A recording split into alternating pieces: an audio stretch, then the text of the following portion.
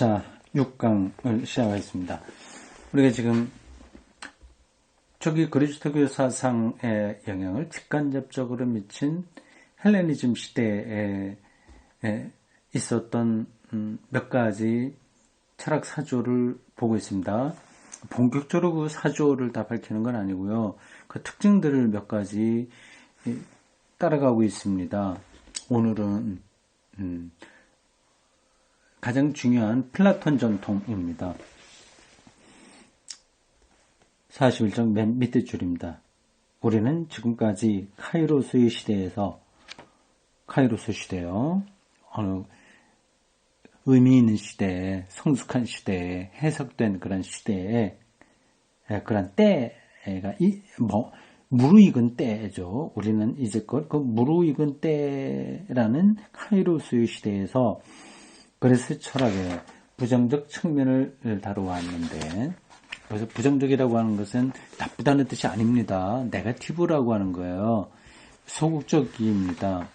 이 번역자가 이 네거티브라고 하는 거를 어떤 때는 부정적, 어떤 때는 소극적, 뭐 이렇게 왔다 갔다 하면서 쓴 것 같죠? 그게 우리말로 오히려 반대되는 느낌으로 올 때도 있어요. 제가 그거를 어디인지 다시 한번 지금 빨리 확인하기 힘드네요. 그래서 철학의 부정적 측면을 들어가는데, 이건 나쁘다는 뜻에서 부정적인 게 아니라 어떤 거를 해체한다고 하는 뜻에서 네거티브라고 하는 뜻입니다. 거기에는 적극적인 요소도 실제한다. 포지티브한 요소도 있다. 한쪽은 허물어 내리고 한쪽은 세우는 거예요. 우리는 먼저 플라톤적 전통을 들 수 있다. 초월의 관념, 곧 경험적 현실을 초월한 그 무엇이 존재한다는 사상은 플라톤 전통에 의해서 그리스도교 신학의 준비를 위해 마련된 것이다. 이 플라톤의 이데아 사상이 없었다면 그리스도교 신학은 상당히 위축됐을 겁니다. 플라톤은 본질 실제, 즉 이데아, 우시아라고 돼요. 이데아, 곧 사물의 참된 본질에 관해서 말했다. 정말 있는 게 뭐냐고 하는 거죠. 동시에 우리는 플라톤에게서 현실 세계를 무가치하게 보는 경향을 발견하는데, 그런 경향은 후기 플라톤주의와 신플라톤주의에서 강조되었다. 현실 세계를 무가치하게 보는 것은 이건 다 어디 이데아로부터 발현된 거예요. 잠시 여기 있다가 다시 그걸로 가야 되는 거예요. 잠시 동안 있을 건데 이걸 뭐 절대적인 것으로 얘기할 수 없지 않습니까? 그러니까 현실 세계를 조금 가치 평가 낮게 하는 거죠. 물질적인 세계는 본질적인 세계에 비해서 전혀 궁극적인 가치를 가지지 않는다. 플라톤은 필레부스에서 책 이름이겠죠. 삶의 내적 목표는 될 수 있는 대로 신을 닮으려고 하는 데 있다고 말했다. 신이란 정신적 영역을 지키는 존재다. 이 정신적, 신적 영역에 참여하는 것이 인간 존재의 내적인 텔로스, 목적이다.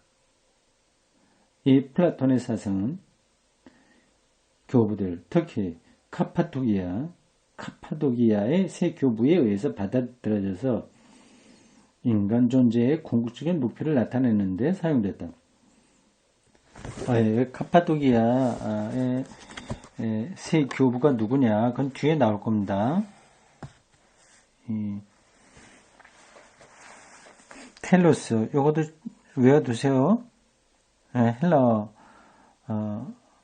목적이라고 하는 겁니다. 초기 그리스도교 신학이 헬라어로 기록됐어요. 신학 성경이 헬라어로 기록되었듯이 그 당시에 종교적 철학적 언어들이 헬라어를 모국어로 했기 때문에 그래서 그 시대에 그리스도교 신학자들도 헬라어로 사용했습니다. 그리고 조금 지나서는 라틴어로 신학 작업을 했습니다. 그걸 가리켜서 라틴 신학이라고 합니다. 그건 당연한 거죠. 기독교가 로마 국교가 되면서는 당연히 라틴어로 해야 되는 거죠. 모든 세계 지배는 언어입니다. 언어.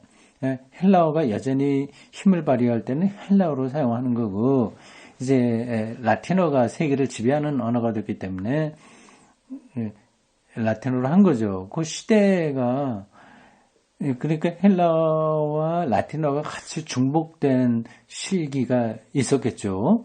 그러다가 점점 이제 라틴어로 다 바뀌게 됩니다.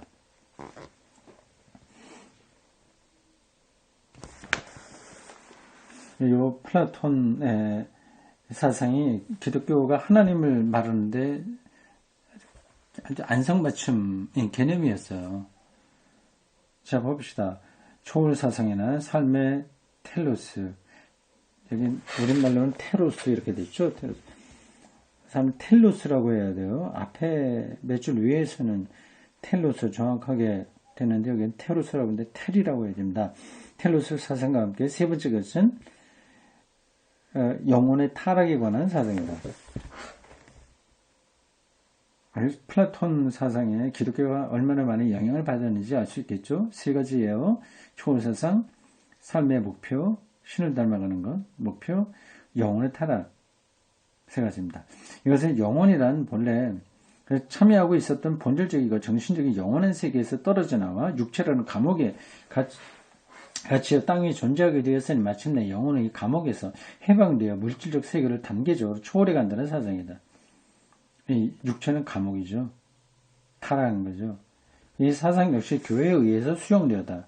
그런데 이 사상은 단순히 모든 그리스도교 신비주의자들에게 그치지 않고 많은 교회 교부들에게도 넓혀져 갔다. 영육 이원론 이런 쪽으로 자리를 잡게 되는 거죠. 그런 영향을 받았는데 그리스도교 성서가 정말 그렇게 인간을 보냐? 아니 그런 것들을 이제 계속 우리 검토를 해야 되는 거죠. 하여튼 지금은 이제 플라톤 사상에 그런 영향을 받았다 그런 점들을 틸리가 밝혀주고 있습니다. 플라톤 전통이 그리스도교에 대해 중요한 의미를 가지게 된 네 번째 점은 하나 더 있네요. 섭리 사상이다. 초월, 삶의 목표, 영혼 타락, 섭리 사상. 섭리 사상은 순전히 그리스도교적인 것으로 생각하기 쉽지만 이미 플라톤의 후기 저작들 가운데 찾아볼 수 있다. 이 섭리 사상은 고대 세계에서 운명과 죽음의 불안을 극복하려는 하나의 놀라운 시도였다. 고대 말기에 살았던 인간에게는 우연과 필연, 오늘날 우리가 그것을 운명이라고 부르지만 당신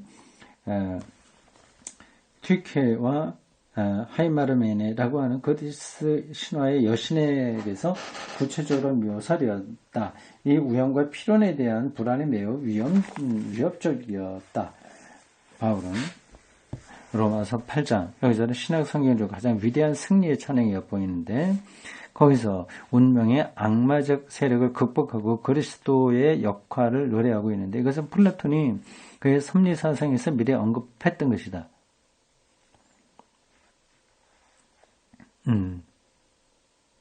바울도 그 당시 지식인이어서 플라톤 사상의 영향을 받았다고 말할 수밖에 없습니다. 이 사상은 그의 위대한 공헌 중에 하나다. 가장 높은 신에게서 오는 이 섭리사상은 운명의 충격을 견뎌낼 수 있는 용기를 주는 것이다. 어떤 어려운 일이 닥친다고 하더라도 하나님의 섭리 안에 있으면 이걸 승리한다 하는 거 아니겠어요? 그러니 용기를 얻을 수 있는 거죠. 그리스도교의 길을 예비한 그리스 철학의 다섯 번째 요소는 아리스토텔레스에게서 옵니다. 이거 앞에 것까지는 이게 플라톤 전통인데 다섯 번째는 아리스토텔레스를 얘기하네요. 아리스토텔레스에 따르면 신적인 것은 진리 없는 형상이며 그 자체로서 완전한 형상이다. 형상, form. 보통 형상, form, 형태 이렇게 얘기하죠. 그래서 뭐 그거는 그렇게 중요하게 생각하지 않은데 아리스토텔레스 철학에서는 이게 근본입니다. 거의 플라톤이 얘기하는 이데아와 같은 개념이죠. 완전한 형상이다. 이 최고의 형상, 이 세계를 움직인다. 그렇지만 그것은 세계를 움직이는 원인으로서가 아니라, 다시 말해서 신은 밖으로부터 힘을 가해서 세계를 인과적으로 움직이는 것이 아니라, 이런 점에서 플라톤하고 차이가 있는 거예요. 유한한 모든 것으로 하여금 신에게로 나아가는 사랑에 의해서 스스로 신을 향해 갈 수 있게 함으로써 세계를 움직이는 것이다. 플라톤의 이데아는 초월적인 어떤 이데아의 본능적인 세계로부터 이 세계가 이렇게 가능하도록 형상의 역할로 한 거예요. 초월이 여기에 온 거예요. 근데 아리스토텔레스에게서는 그게 아니라 여기 안에 주어져 있는 것으로서 그 형성에 의해 신을 향해서 나갈 수 있게 됐다. 그거죠. 이것이 아리스토텔레스에게서 가장 심오한 사상입니다. 아리스토텔레스는 실제에 대해서, 리얼리티예요. 정말 있는 거. 모든 철학자들의 가장 큰 관심이 바로 그겁니다. 우리가 보고 있는 세계는 다 없어지니까 정말 리얼리티가 뭐냐 그걸 붙들려고 했던 겁니다. 실제에 대해서 명백한 학문적 태도를 가지고 접근했지만 가장 위대한 사랑의 한 차계를 펴낸 사람이었다. 그는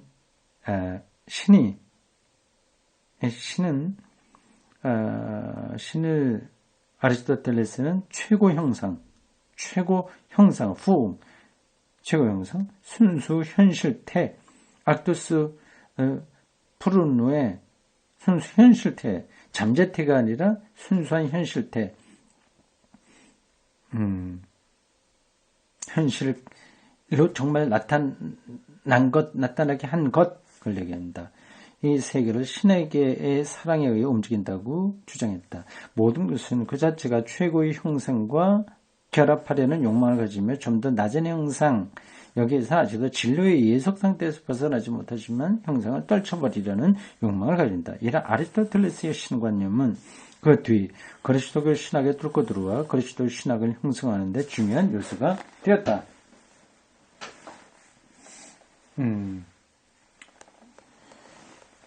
우리 영혼이 그런 성향을 갖는다.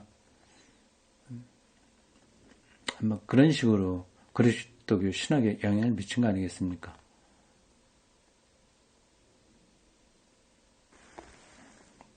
다음 세 번째 스토아 철학입니다.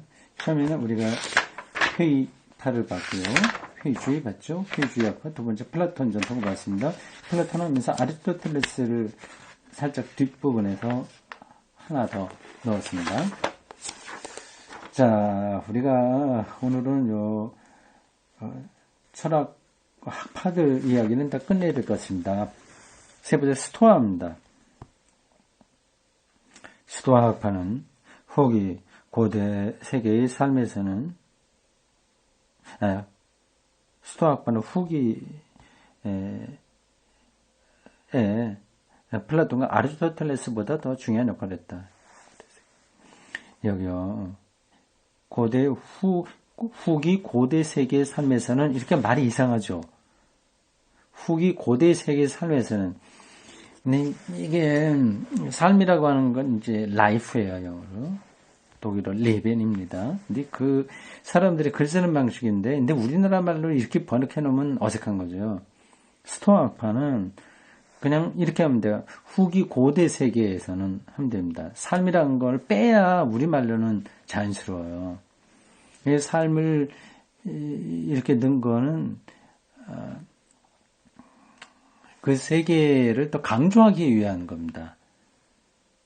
자, 스토아 학파는 후기 고대 세계에서 플라톤과 아리스토텔레스보다 더 중요한 역할을 했다.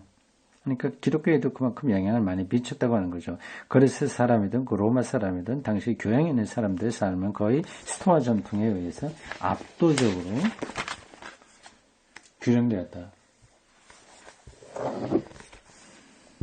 존재의 용기라는 나의 저서에서 폴 틸리의 유명한 저서죠. The courage, to be, 존재, 하기 위한 용기에서 나는 운명과 죽음을 스스로 받아들인 스토아적 용기에 대해서 논했다. 오늘 현대 지식인, 좀 생각이 있는 사람들도 이러한 걸 많이 받아들입니다. 나는 여기에서 운명과 죽음의 문제를 해결하는 데서 스토아주의와 그리스도교는 전체 서구 세계에서 위대한 경쟁 상대라는 것을 지적했다.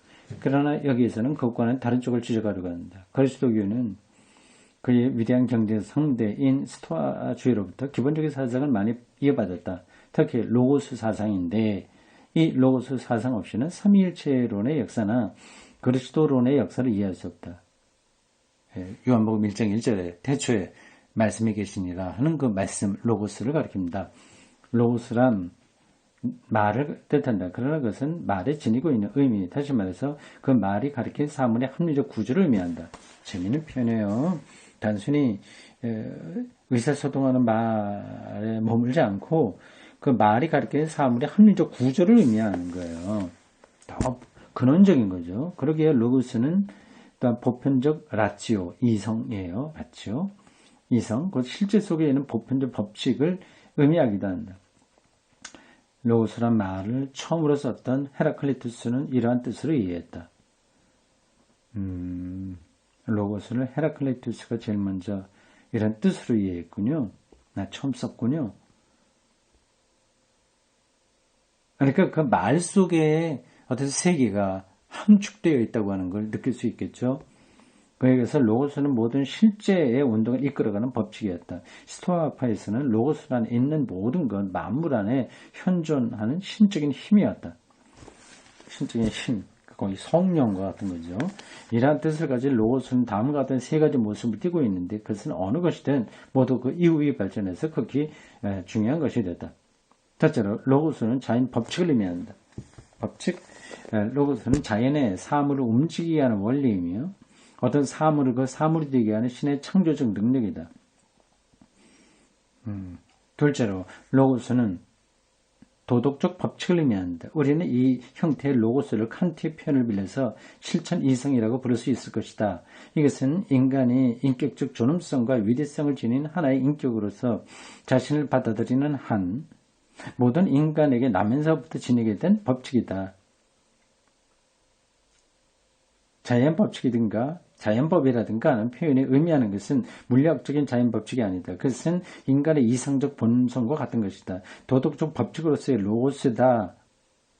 보기를 들자면 우리가 미국 헌법에 들어있는 인간의 권리에 대해서 말할 때 우리는 그러한 의미의 자연법칙을 말하고 있는 것이다.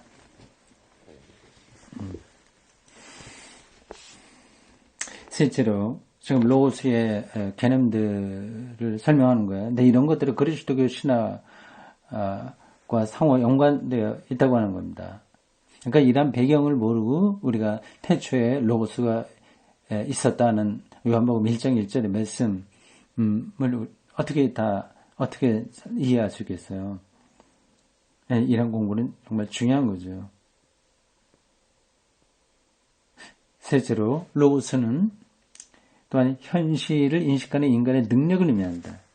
인식 능력. 첫 번째는 자연법칙, 두 번째는 도덕법칙, 세 번째는 인식 능력입니다. 이런 것들이 로고스라고 하는 단어에 들어있는 의미들이에요. 우리는 이런 의미의 로고스를 이론 이성이라고 부를 수 있을 것이다. 말하자면 그것은 인간의 이성적 힘이다. 인간은 로고스를 자신 안에 지니고 있기 때문에 자연과 역사 안에 있는 로고스를 인식할 수 있다. 이 사실에서 스토아과는 다음과 같은 결론을 이끌어냈다. 자연법칙 곧 로고스에 의해서 규정된 사람은 로기코스 곧 현자다. 그러나 로고스 스토아파 사람은 인간에 대해서 낙관주의자는 아니었다. 그들은 모든 사람이 현자가 되는 것은 아니며 그러한 이상이 도달했던 사람은 불과 몇 사람이 지나지 않는다고 믿고 있었다. 그 밖에 모든 사람은 어리석은 사람이거나 아니면 현자와 우자의 중간 어디에 서 있는 사람입니다. 이처럼 스토아주의는 인간 존재의 능력에 관해서 근본적으로 비관론을 주장했다.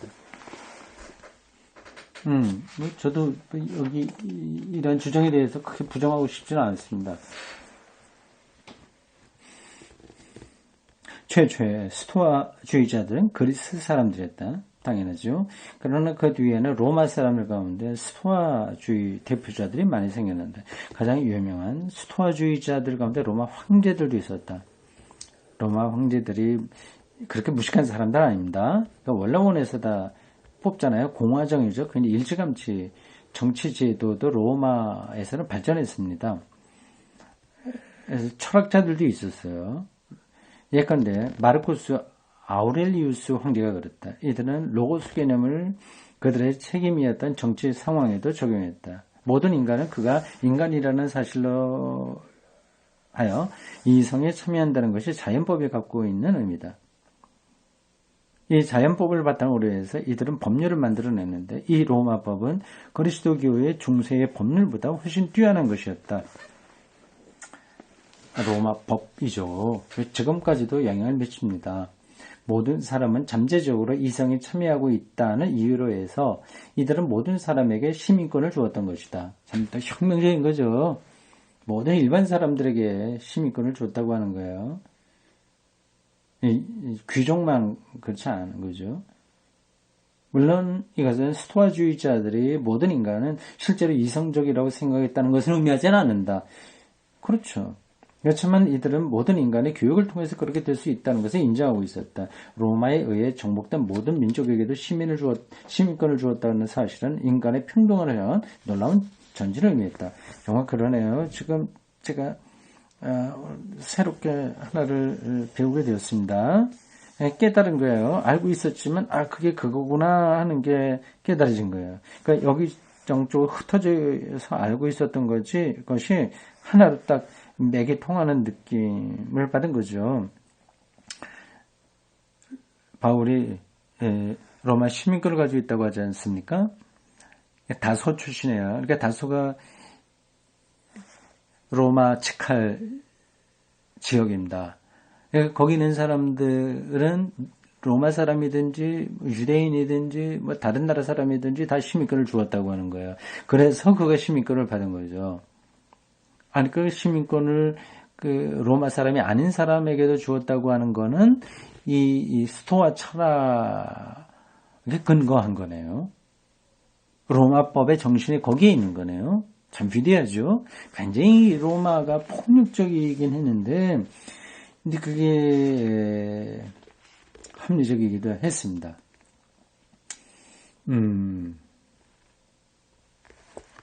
이 로마법 밑에서는 열등한 존재로 생각되었던 여성이나 노예나 어린이까지도 로마 황제의 법률에 의해서 동등한 신분을 받게 되었다. 그런가요? 그게 어디까지 그런가요? 노예까지도 그랬을까요? 그들에게도 시민권을 줬다는 건 아닐 것 같은데 저는 확실하게 모르겠습니다. 이러한 현상은 그리스도교에 의해서 이루어진 것이 아니고 모든 만민이 평등하다고 하는 사상 말입니다. 아니고 스토아주의자들에 의해서 이루어졌는데 스토아주의자들은 이 사상을 모든 사람이 참여하는 보편적인 로고스에 대한 신념에서 이끌어냈다. 참 재밌어요. 많은 평등 모든 사람들에게 시민권을 준다고 하는 그 제도가 결국 로고스라는 철학적 개념에서 나왔다는 거 아니겠습니까? 그러니까 정치인들도 철학을 해야 되는 거죠. 그게 없으면 뭐 왔다 갔다 하는 거죠.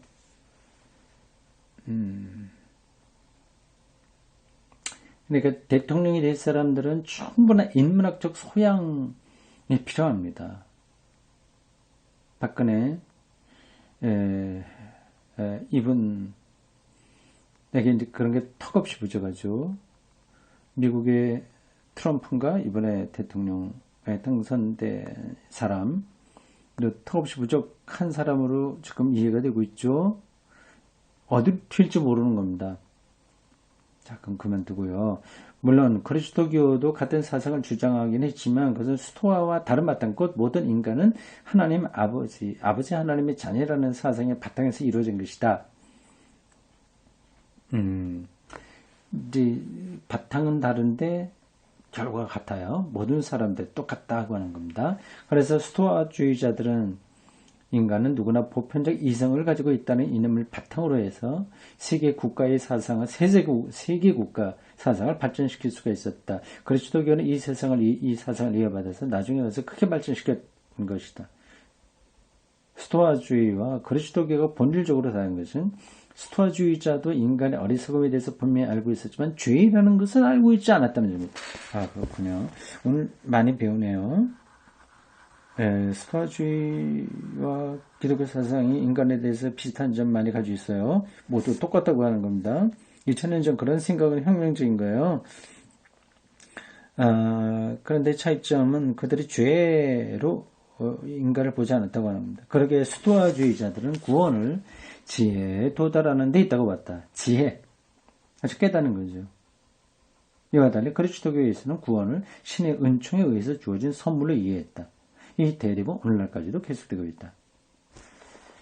참 재밌습니다. 그리고 참 공부라고 하는 것을 오늘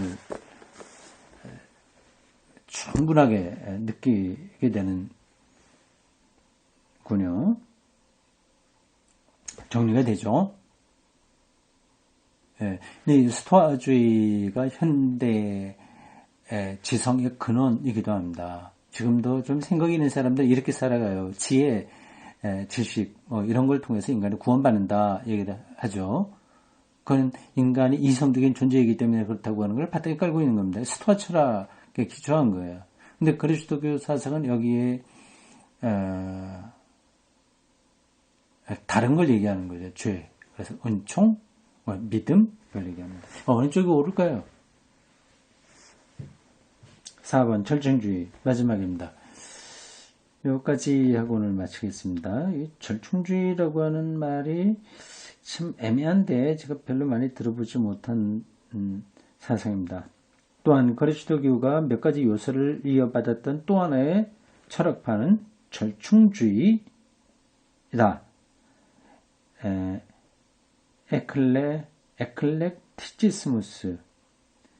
에클렉티시즘 이랬다. 에클렉티시즘이라는 말은 여러 가능성 가운데서 어떤 가능성을 선택한다는 의미의 그리스에서 파생된 것이다. 절충주의자들은 그리스 사람들처럼 창조적 철학자가 아니었다.